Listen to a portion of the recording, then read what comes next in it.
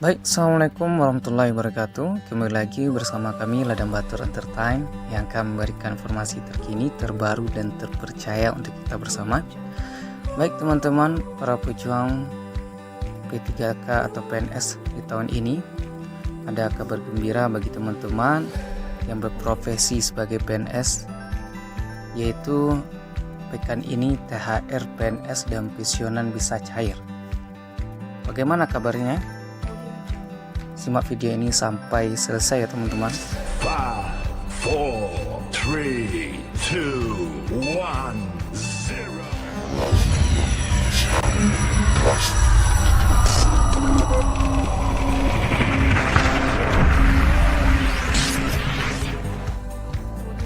0. Teman-teman, Menteri Keuangan Sri Mulyani Indrawati memastikan anggaran tunjangan hari raya atau yang disebut dengan THR untuk pegawai negeri sipil PNS di tahun ini akan diberikan secara full, secara utuh. Tapi bagaimana nasib pencairan THR pensiun PNS? Teman-teman, Sri Mulyani dalam konferensi pers APBN kita pada hari Kamis 22 April 2021 tadi menjelaskan pemerintah telah menyiapkan 30,6 triliun untuk THR para PNS. Jadi angka tersebut termasuk untuk PNS pemerintah daerah atau Pemda yang sebesar 14,8 triliun. Di Sri Mulyani menjelaskan pencairan anggaran THR akan dilakukan 10 hari menjelang Hari Raya Idul Fitri. Jadi pencairan THR ini dilaksanakan untuk PNS yang aktif dan juga yang pensiun. Jadi alhamdulillah teman-teman, kabar gembira bagi teman-teman yang berprofesi PNS, THR akan diberikan sebelum menjelang Hari Raya Idul Fitri.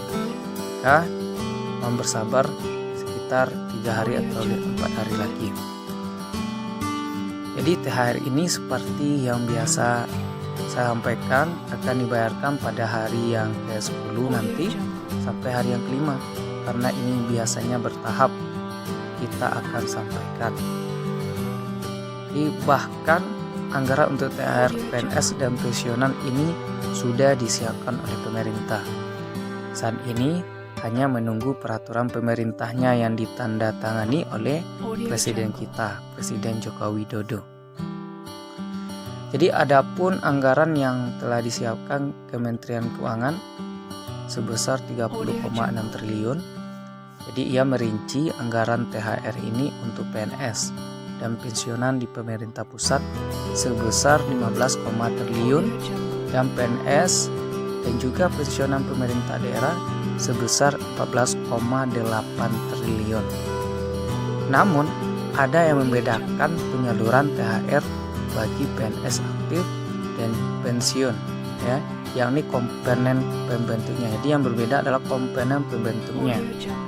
Jadi biasanya penyaluran THR PNS aktif tidak hanya memasukkan besaran gaji pokok, melainkan juga tunjangan keluarga, tunjangan jabatan, atau tunjangan umum, hingga tunjangan kinerja. Jadi semuanya dimasukkan ke dalam gaji di dalam THR PNS nanti teman-teman. Jadi sementara itu THR yang akan diterima pensiunan PNS adalah sebesar 1 kali pensiunan pokok, yakninya gaji pokok terakhir pensiunan PNS tersebut berdasarkan peraturan gaji yang berlaku. Teman-teman, jadi dalam PP nomor 15 tahun 2019 telah menjelaskan gaji yang diterima PNS yang dikategorikan dengan beberapa golongan, yakni dari yang masa kerja terendah hingga masa yang tertinggi.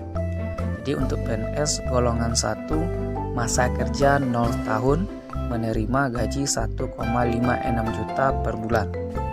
Jadi untuk sementara PNS golongan 4 masa kerja 32 tahun menerima gaji hingga 5,9 juta. Jadi kalau kita coba melakukan simulasi gaji THR yang diterima PNS ditambah dengan komponen-komponen di dalamnya seperti tunjangan keluarga dan tunjangan jabatan termasuk dengan tunjangan kinerja. Jadi misalnya dari PNS di lingkungan Direktorat Jenderal Pajak Kementerian Keuangan sesuai dengan Peraturan Presiden Nomor 37 Tahun 2015 tentang tunjangan kinerja di lingkungan pegawai Direktorat Jenderal Pajak. Jadi tunjangan kinerja yang diterima untuk jabatan yang terendah seperti pelaksana menerima 5,36 juta. Kalau sementara itu tunjangan kinerja tertinggi untuk lingkungan Direktorat Jenderal Pajak Kementerian Keuangan itu eselon 1 menerima 117,3 juta. Jadi artinya THR yang diterima PNS dengan menggabungkan gaji pokok dan tunjangan kinerja untuk jabatan terendah mencapai 6,92 juta. Sementara untuk jabatan tertinggi bisa mencapai 123,2 juta. Jadi besaran THR yang terima PNS di atas belum mencakup tunjangan-tunjangan lainnya yang dimasukkan ke dalam komponen gaji seperti tunjangan keluarga dan tunjangan jabatan atau tunjangan umum. Namun, perlu dicatat bahwa tunjangan kinerja yang diterima PNS Direktorat Jenderal Pajak memiliki dasar perhitungan baru, yakni memperhatikan nilai kinerja pegawai atau disebut dengan NKP, prestasi kerja, dan kontribusi pegawai. Artinya, tidak semua PNS pajak mendapatkan tunjangan kinerja yang sama. Jadi, harus diperhitungkan adalah nilai kinerja pegawai, prestasi kerja, kontribusi pegawai. Jadi sebagai catatan pada hari ini, simulasi yang dilakukan hanya mengacu pada satu instansi. Jadi setiap kementerian lembaga memiliki dasar sendiri dalam menentukan tunjangan kinerja bagi para pegawainya.